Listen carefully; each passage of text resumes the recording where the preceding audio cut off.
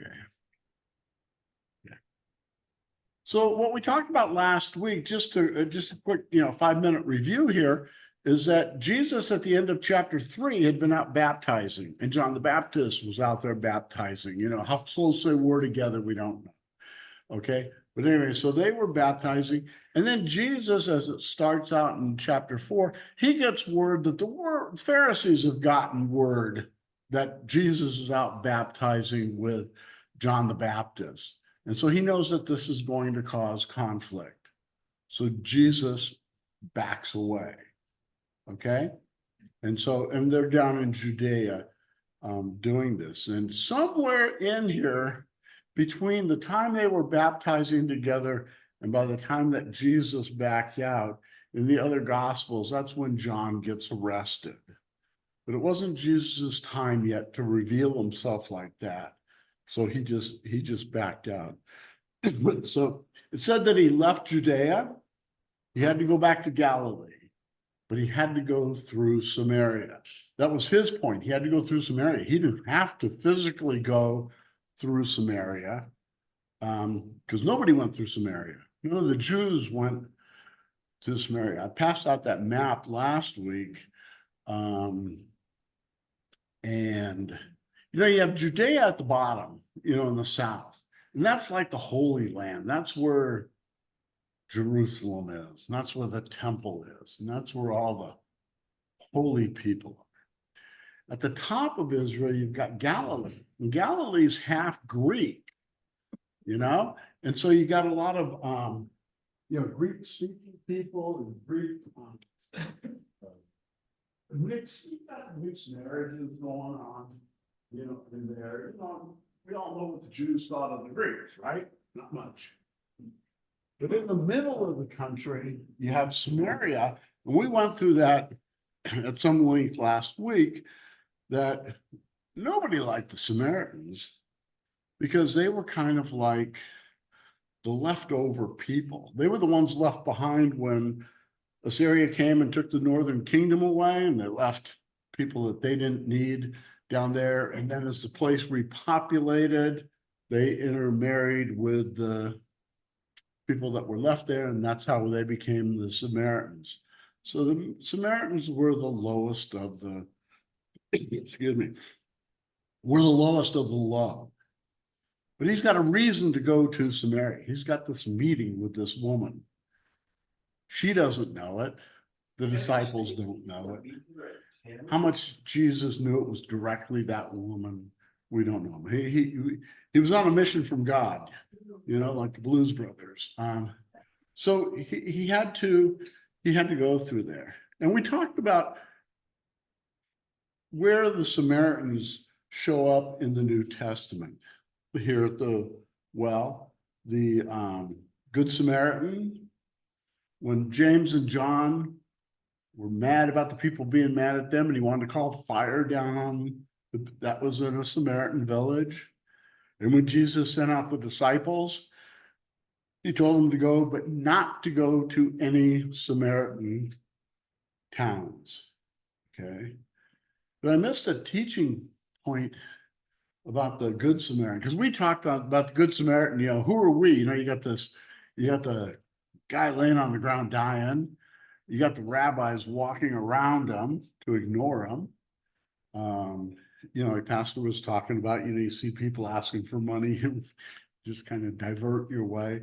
And then you have a Samaritan who came, helped the guy, bandaged him up, took him to the equivalent of the emergency room, and said, I'll pay for whatever his costs are. But see, that was part of a previous story. Well, it's part of the story, but it's the latter half, where Jesus was telling the rabbis, because they were questioning him, and he was telling them, love your neighbor and all that stuff. And so they're wise guys, right? The rabbis, they're the wise guys. And so they say, who's our neighbor? Because who's our neighbor? Our neighbors, people on our street like. The other people, not so much. Okay. So they're saying, so who's our neighbor? And then he tells the story of the Good Samaritan.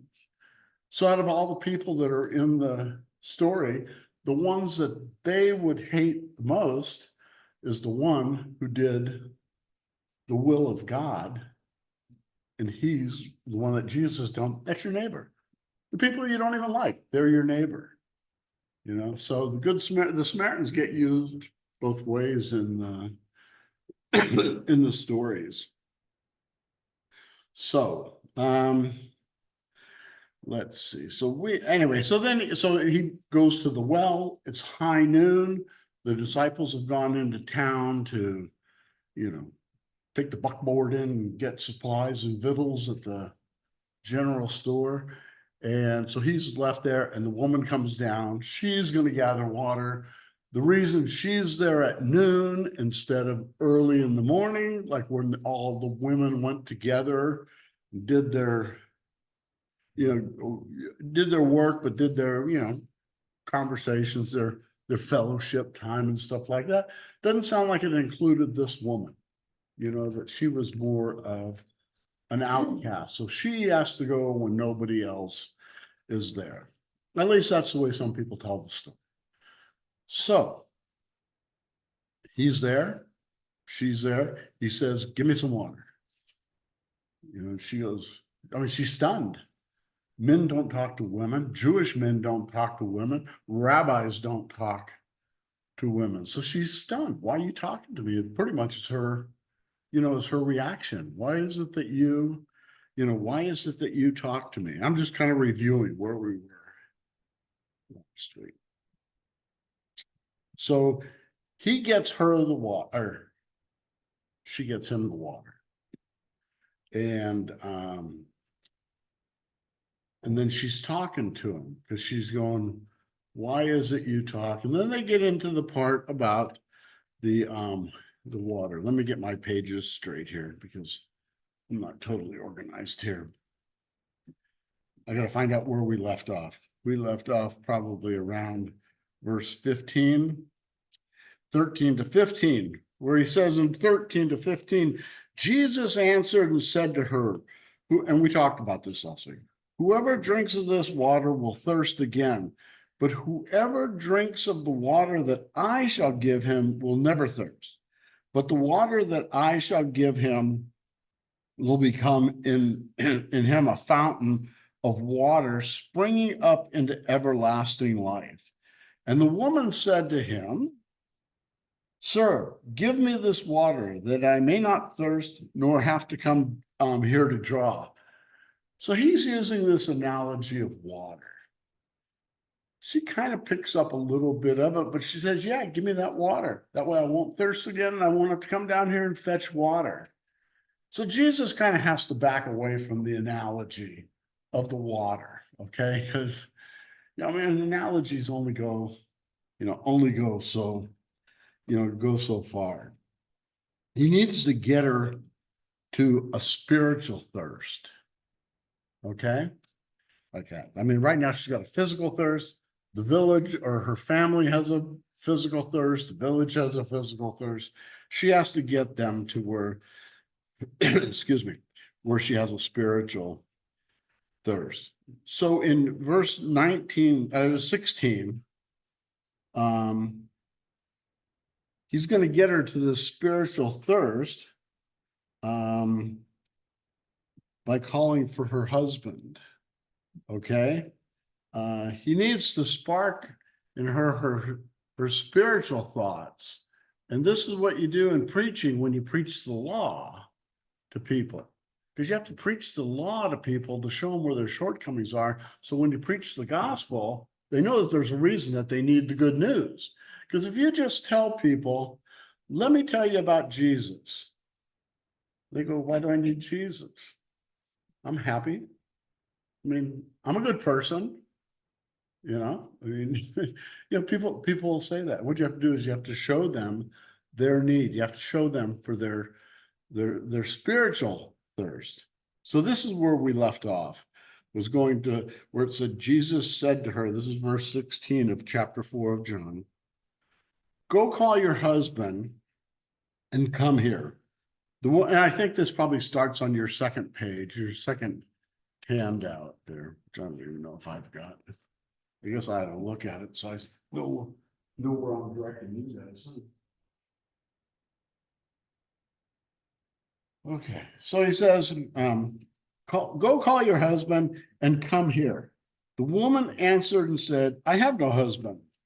And Jesus said to her, you have well said, I have no husband, for you have had 5 husbands, and the one whom you now have is not your husband, in that you spoke truly. So what are some of the reasons that Jesus may have called for the husband? Let them know that he. Well, that's part of it. I mean, it's I'm gonna get you one. What's that? If you tested your honesty. Could be.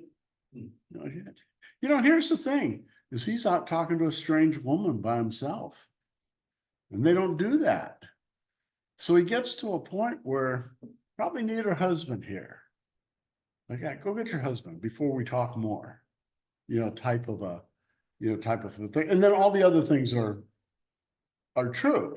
I mean, because he knows, that he knows what her situation is, because he tells her what the situation is. So he says, for you have had 5 husbands, and the one whom you now have is not your husband. And this is where we get the idea that she's kind of an immoral woman or a loose woman, or I don't know, you guys come up with the terms, like that. But it's not necessarily the case, because it doesn't say. It could have been that she had rascals for husbands who left her. It doesn't say, and maybe maybe some of them died also. We don't know. It doesn't say. I just want to make sure that we're not all caught up in the loose woman thing, because it doesn't say, huh? Well, here's the other part. After 5 marriages, maybe she's given up on marriage. I mean, that's, what's her name? Elizabeth Taylor used to say that, because people used to question her about all of her marriages. She goes, that's because I believe in marriage. I mean, that she got married, I think she was married 8 or 9, times that she believed. But it could be that, well, I mean, it could be that she just gave up on marriage for whatever problems there were with marriage back in, those days, but she still wanted companionship. And, remember, they're outcast people anyway. Joe? Yeah, there are at least 6 verses in scripture that said, do not add to, subtract from God's word. This is where we always get into trouble, where we wander off into speculation. Right. And make statements that are not scriptural. They're not part of scripture. Right. We really cut ourselves. Yeah. Yeah. So it could be, it could be anything. We don't know. And I don't know how the loose woman thing got started. Will you say something? Oh, they referenced it.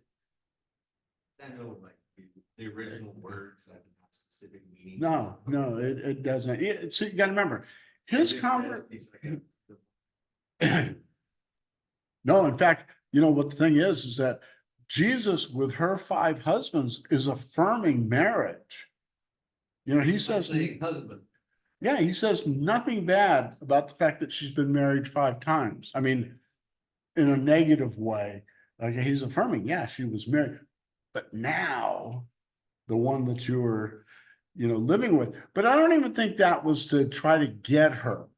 I think that's just showing that he knows, and because she could have just said, my husband's busy. Yeah. But anyway, but here's the key. So he says that. He says, no, you've had 5 husbands, and the one you now have is not your husband, in that you spoke truly. The woman said to him, sir, this is key verse, sir, I perceive that you are a prophet. How many of the rabbis and the Pharisees and the kings and bypassed it? Yeah, didn't see him as a prophet, didn't see him as anything other than a troublemaker. I mean, this woman is you look into it, she is so perceptive. We talked a little bit last week about what she might know about Jesus. You know, because she said, how can you, a Jew, how'd you know he was a Jew? Now, somebody said, I think Chris Lewis was on, she said, well, maybe he had an accent or a dialect, or maybe you said that, had a dialect, maybe it was the way he was dressed, that he was dressed like a rabbi. Maybe he had a big Star of David. We don't know, but she knew that he was a Jew. So she sees him as a prophet. She's probably thinking, hey, I perceive that you're a prophet. We haven't had any prophets around here. When was the last prophet? John the Baptist was the immediate one. 400 years we haven't had a prophet. She goes, I perceive that you are a prophet. Now, this is where I'm going to add the scripture, Joe. But she could be saying, now I've got someone who will answer my questions, because it's going to roll right over into a theological discussion. So she may, instead of her being shamed by what he knows, maybe she's challenging him. Yeah, open, to him. So I can get my questions answered. So when we go into verse 20, let me get down there. She says, so imagine this. Go with my translation here, okay? So she goes, I perceive you as a prophet. I have some questions for you, okay? Because what does she say right after? She says, our fathers worshiped on this mountain, and you Jews say that in Jerusalem is the place where one ought to worship. Good question. Is there a right way to worship? Is there a right place to worship? Is there, you think, fill in the blank. Think of your own question where you're thinking, is there a way? Why do we have all of these debates? Why are there so many Christian denominations? Hey, Jesus, who's right? Are the Lutherans right, or the Baptists right? Well, we know the answer to that. But no, those are that's what she is asking, because Samaritans are isolated. Let me backtrack this a little bit, because we talked about this a little bit last week. Is their religious beliefs came a little bit out of Judaism, but also came out of the people that had come down into the land. So you had this mixture of Judaism and paganism. We talked about the people in the northern kingdom, whether, I don't remember if it was Rehoboam or Jeroboam, the sons of Solomon, the one who took the northern kingdom, and they didn't want their people to go to Jerusalem, so they built temples, worship centers in the high places, around the Asheroth, which are idols and all that. So anyway, so all this stuff gets, mixed together. And then all of a sudden the Jews say that they do it right. So she's asking him, which is right? I got you here. You're the prophet. I'm listening. Ray. The thing that I'm looking at is the fact that they're Samaritans and they're not welcome in Jerusalem. So they're basically saying, you don't worship at all unless you worship where they were worshiping, and that was Mount Jezreel. Not Gezerim's right. It's where they did their worship. The thing is, I don't know that the Jews told them to go worship there. I think they may have gone and worshiped there. I don't think the Jews thought they were worshiping at all. Do we think Muslims are worshiping God? Different God. Well, yeah, but how many gods are there?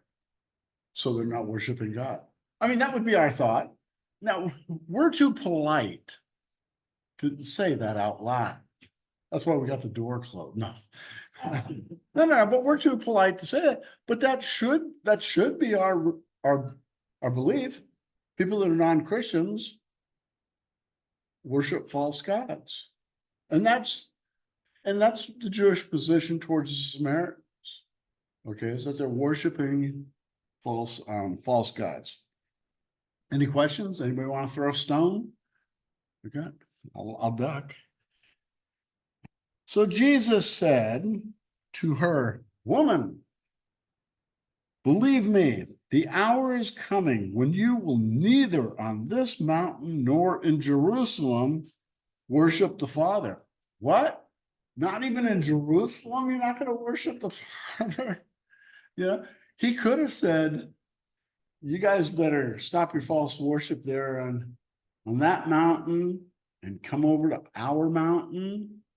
You know, I mean, like, I remember Jesus is God, so he may be saying, "I am giving a blessing for you Samaritans to come to Jerusalem and worship the right way." Could have said that. You know, here's another thing that's really important with this woman is that Jesus is engaging her. He's answering her question. How many times have we read where somebody asks Jesus a question and he never answers their question? He tells them something he wants them to hear, but he doesn't answer their, but she asked a question and he's given her, a direct answer. He says, "The hour is coming when you will neither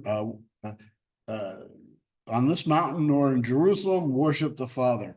You worship what you do not know. We worship, we know what we worship, for salvation is of the Jews. But the hour is coming, and now is, when the true worshipers will worship the Father in spirit and truth, for the Father is seeking such to worship him." I don't know what to make of all of that. Maybe some of you have some wisdom here, because he says, "You don't know what you're worshiping.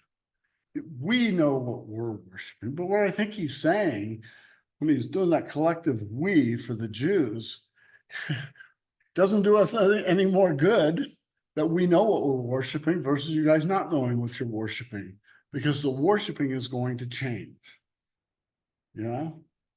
So, because he doesn't push her, again, he doesn't push her to come to Jerusalem and worship. He doesn't say, "I'll tell you what, clean up your temple on Mount Gerizim. I will come up there on Wednesday nights and teach." Well, he could say that. Hey, I'll give you guys, make sure you got rid of all your idol stuff in your temple and all that. I'll come up and I'll teach you the right way. But he doesn't say that. He's just got them going that one day you're going to worship. God wants you to worship in a spirit and in truth. Verse 20, excuse me, verse 24, God is spirit, and those, and let me get my paperclip out of the way. And those who worship him must worship in spirit and truth. So what do you think he means? So that we know. He's saying that day will come when we worship in spirit and truth. What is worshiping in spirit and truth? Or is that the way we worship? Is that the way we should worship? That's the way we'll worship when we're all in heaven. Andy, pull your microphone up. He never spoke to her allegorically, painting a picture of what he wanted to say. He told her absolutely directly, the truth as he knew it. And she accepted it. Yeah, I mean, she probably understood it, which we don't know if we do, Yeah. Like, again, those are the strange sayings, that Jesus says, but I think because people are a lot closer to the religion of the day than we are of the religion of today, that when we hear back to those days, we don't fully understand what they're saying. Joe? Yeah, I get from his statement there that he's trying to point out that it isn't a place that is relevant in terms of worship. It is the spirit, the soul, and the true word of God that is the relevance, not where it's located. Where I think they were so tied up in it, had to be a place or your worship was useless. But that's for both parties. Oh, The Jew, yeah, the Jews and the Yeah, he Samaritans. was saying He the could have- Jews as well as to He, the he Samaritans. could have gone to Jerusalem and delivered the same message. Well, don't we make the mistake, same mistake here, church? When everybody That we says, think building, when everybody says church, it's not the family of believers, it's the the building. building, yeah. No, we all get sloppy with our, with our language when we do things. So anyway, so I think this is an important conversation that we're having, that they are having, okay? Because we're gonna see the way that it impacts, the way that it impacts her. So we must worship in spirit and truth. The woman said to him, here comes another, this woman's got all these gems, and remember, women, aside from men didn't talk to women, women had no testimony. Women couldn't testify in court. Women couldn't say anything of authority and have men, believe them. And we saw that at Easter with the empty tomb, and the women are the first to come, and the women are the first to, to speak of that. But it says in verse 25, chapter 4 here, the woman said to him, I know that Messiah is coming. How does she know Messiah is coming?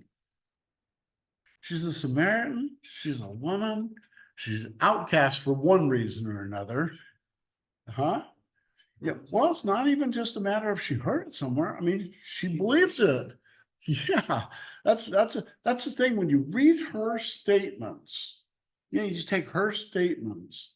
She's speaking from real belief. That's why I say when she said, I perceive you're a prophet, I want you to answer my questions because I've got real questions. So she said, I know that the Messiah is coming. And then parenthetically in the New King James, I don't know how it is in the others, it says, who is called Christ. When he comes, he will tell us all things. There's hope. I know he's coming. No doubt about it. He's the Messiah. He's the Christ. And when he comes, he will tell us all things. I'll tell you something. I don't think the Pharisees and rabbis believe that. Even the ones who, should have known because they were so tied up in their things. Here's Jesus's answer. He said to her, I who speak to you am he. This is the only place in the New Testament that Jesus identifies himself as Messiah. He doesn't do it to his disciples. He doesn't do it to anybody. He doesn't do it before Pontius Pilate, before Caiaphas. When they say, are you a king? And he goes, my kingdom's not of this world. When he says on Matthew 16, he asks Peter, who do the people say that I am? And Peter gives him the answers of what people say. And he says, you've gotten that from the Father, but he doesn't come out and say it. He never says that he's the Messiah except to this woman. I would think that's a pretty good what are we in 20 through 26, those verses. I think that's a pretty heavy theological discussion that they're having. I think we kind of blow over it and don't see it. So anyway, so he answers her directly there. Let me see. Okay, so let's see. So we did the goddess. I'm just looking at the notes that I gave to you, just make sure. So then in verse 27, I've got down here that what do I have on your notes there? That the woman becomes an evangelist. Says, this is verse 27. And at this point, this is John speaking, at this point, his disciples came and they marveled that he talked with a woman, yet no one said, what do you seek? Or why are you talking with her? Yeah, you got to think about this. How do you think the disciples, these holy men of God, how do you think they treated women? Like they've been taught by their society. You know, so it said they went to town to get victuals, right? So you got all 12 of them together. And they're walking down the road, you know, so you got a herd of 12 walking down a path. And here comes a woman, okay, or a couple of women. Here comes Linda down the path here. No, do they step aside on the road and say, doff their caps and say, Madame, pass by? Nope. See, Linda knows. No, they probably didn't. They probably kept their path and made her walk around, and they probably didn't say a word to her. And if she was somebody that they knew that may have been a little bit off or something like that, maybe they sneered at her or, you know, whatever. That's the way I think that they probably. So when they come back and they see Jesus talking to this woman, now they're a little bit afraid to speak up. So it said they didn't ask those questions, like, why are you talking to this woman? They could have walked up and said, Jesus, is this woman harassing you? Well, they could have. Maybe they did. I mean, I don't, you know, you don't, you don't know. So it said, why are you talking to this woman? They didn't say that. The woman then left her water pot and went her way into the city and said to the men, I mean, remember, she had gone down there to get water, but now she just leaves the water pot there. And she says, come see a man who told me all things that I ever did. Could this be the Christ? Then they went out of the city and came to him. So what we got is, we've got these, hey, you guys are going opposite directions. I think they had a fight. Might be a reason for that. We'll see you. Anyway, so so she goes out. I mean, really need to take this, do a class on evangelism, you know, how to witness the Samaritan woman way or something like that. She just goes out and she says, come and see a man who has told me everything that I did. Could this be the Christ? Now, so she knows that it could be the Christ. She's talking to people, I guess, who also had been looking for the Christ, because they could have said, who? Who are you talking about, Joe? Yeah, but you gotta consider, you know, I see just a part of the story and you think that Jesus only tells her that you had 5 husbands. Right. Yet she's saying, I met a man that told me everything I ever did. So what part of the Well, she's conversation did you miss? well, she's probably using a little hyperbole, but yeah, the conversation was probably broader than just you have, Just- you know, 5, you So know, she 5 husbands. encountered somebody who can tell you that you never knew or met before, can tell you everything about your life. That would tend to focus you a bit, wouldn't it? Yeah, no, I mean, I agree. No, she has reason. And like I said, that's why we need to do like a class on evangelism. It would be the way Jesus evangelized, because he does have a step-by-step. He starts out just talking about natural things, water in a well. And he just brings it in and brings it in. And then when he sees that, okay, he's got her going with the analogy, but got to go further. So he switches gears and now he's going to try to get to her spiritually and, you know, move on. And by the same token, so she goes out and she tells her people, you know, this is the guy. So it says they went out of the city and came. They lived, I'm sorry, what were you saying? Trying to listen. Oh, no. So they listened to her. Yeah. Maybe she's not a woman of ill repute. Maybe she's the wise woman in town. Having been married to 5 and living with another, that's 6, she's probably older. You know? Huh? 40. I don't know. But she could be, you know, I don't know. Maybe she's the wise woman in town. So when she speaks, they listen. We don't know. You know, we don't know. All we can do is go off the words, is that she acted when she heard. Dennis. Yeah, looking at the notes in this, about this, Jesus was leading the woman to an understanding of her sin and guilt. And so this is from the Right, that's the law. sin and guilt. Right, he's given her the law until she cracks and knows that she's guilty and she recognizes him as Christ. Al Borchardt was married 5 times. Was he really? So what's the problem? Well, the things I didn't know about. The things I didn't know about him, when I was helping Jerry Thomas clear out his books and that, because I took most of his library, but passing through the books, and I threw one off to the side, and I go, wow, that looked like Al Borchardt, and he goes, it is. I guess he wrote a little biography about himself in World War II, and, but I didn't read that part. So anyway.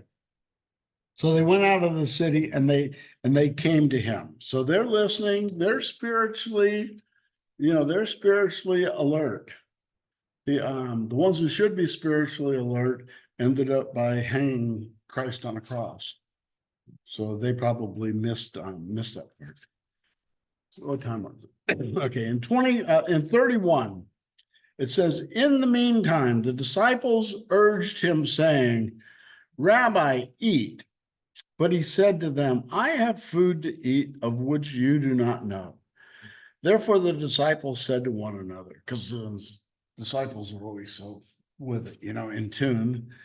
They said, has anyone brought him anything to eat?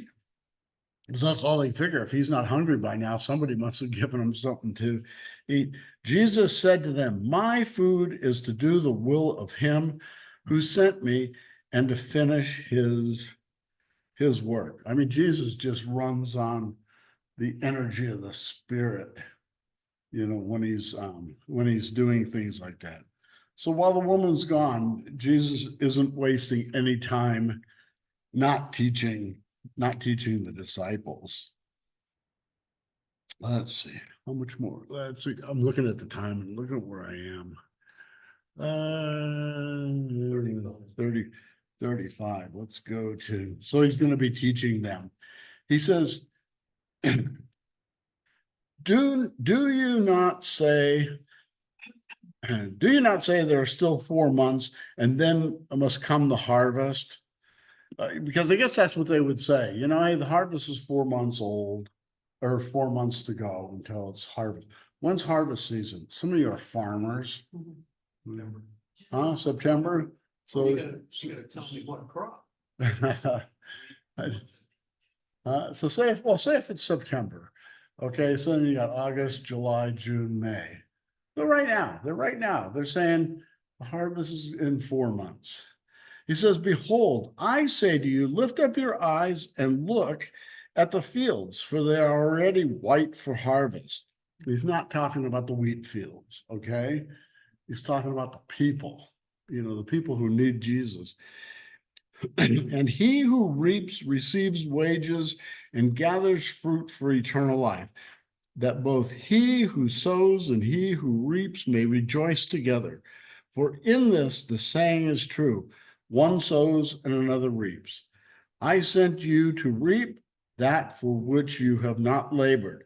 Others have labored, and you have entered into their labor. And this is the way that evangelism, winning people to Christ, however you want to word it, works. If someone comes along and does all the pre-evangelism, clears out the rocks on the road, answers people's questions, just puts a rock in their shoe to get them thinking by some word, of the gospel.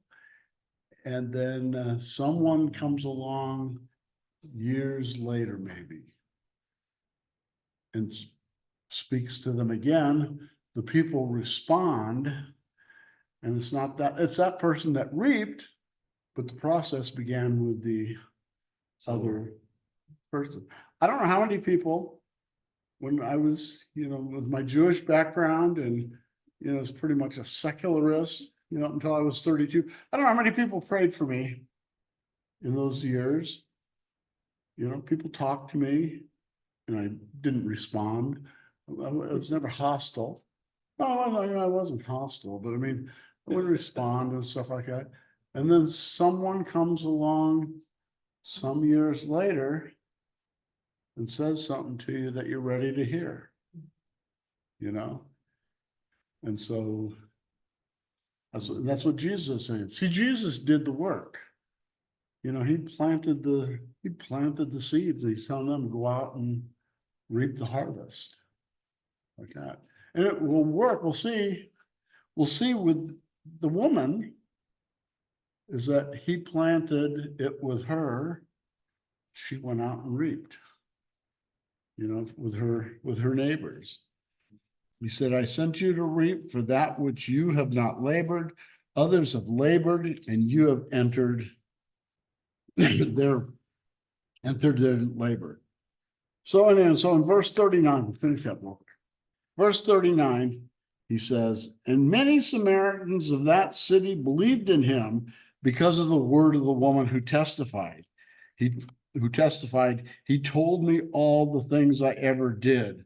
So when the Samaritans had come to him, they urged him to stay with them. How good was her message that they wanted to come meet him, and they said, don't leave town. Oh, don't leave town. We want to hear more.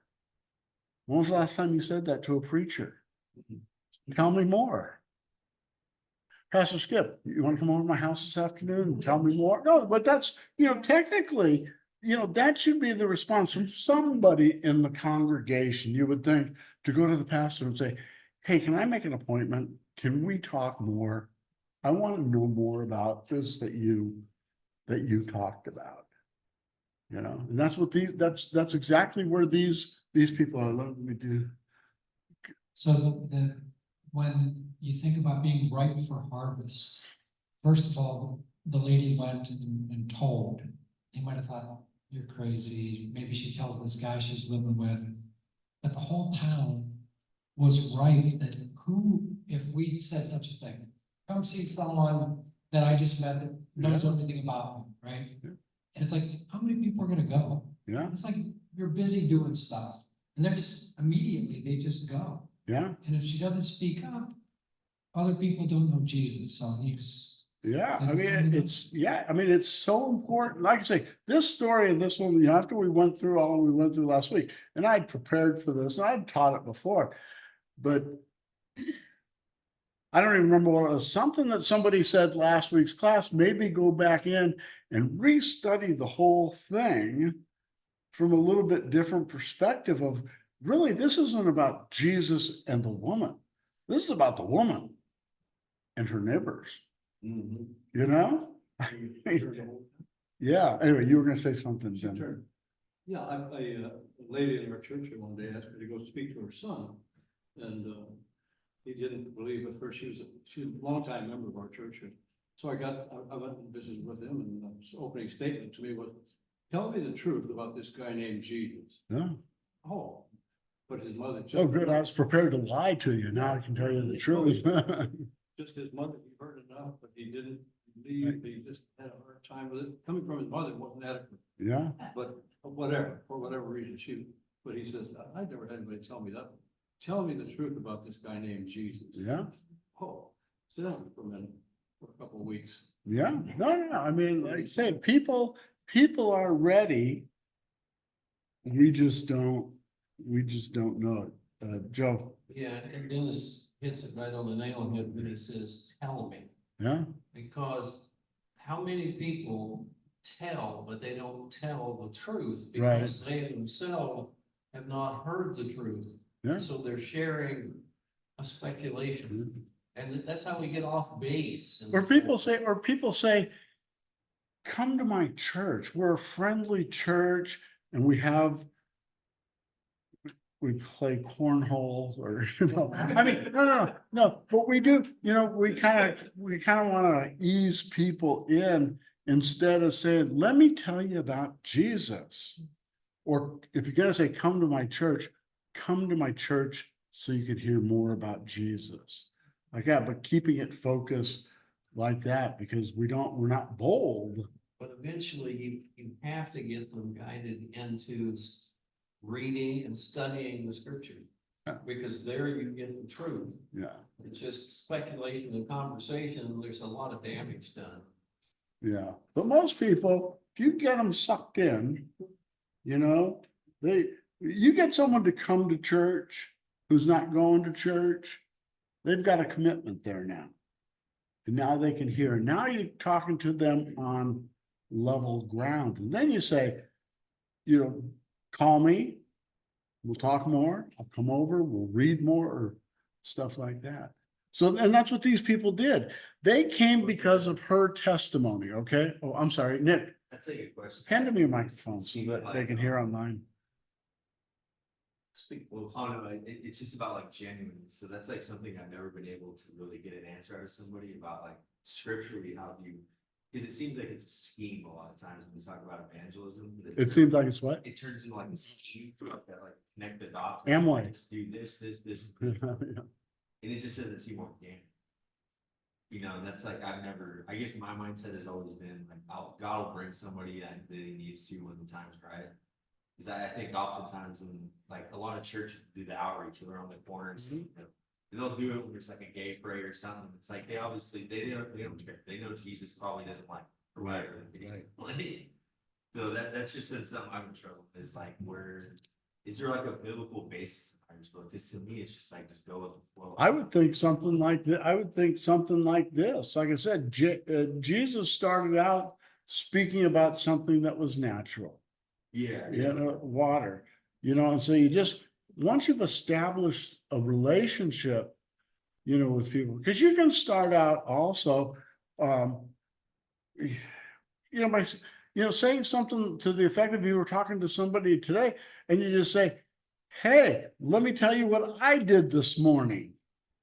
I went to church, you know, and look at you like that and you go, no, it's not like that. But let me tell you what Pastor Skip talked about, you know, like, and you don't even have to get into, you're going to hell and this and that, just to get them. And maybe they say, hey, that sounds pretty good. And if they're friends with you, then they say, you know, if that's important to you, I want to know more because you're my friend. And if that's important to you, then I want to, you know more about that.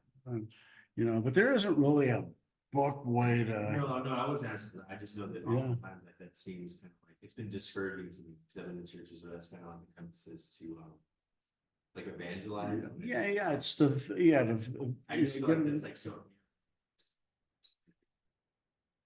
Yeah. It seems like there's more of a natural. You know, Hudson, I heard you go down to the channel and talk to people, pass out. I heard you were down there a couple of weeks ago passing out some stuff, and you just No, I'm not. no. What I'm saying is everybody has different Yeah. ways to do it. It has to be within your comfort zone. Diane. Yeah, I was teaching today about forgiveness, and we had a little skit. And there was an argument between two girls in high school. How can you forgive Vicky? This is crazy, you know, and all that. And the lady said, but I do forgive her. Well, she was talking about, okay, do you know that guy that you prayed to? What's his name again? Well, Jesus. Oh yeah, Jesus. Yeah, that's that word that I don't understand. And you know, it's a name. And she said, I know forgiveness. I know the word forgiveness, but that Jesus name, I really don't know.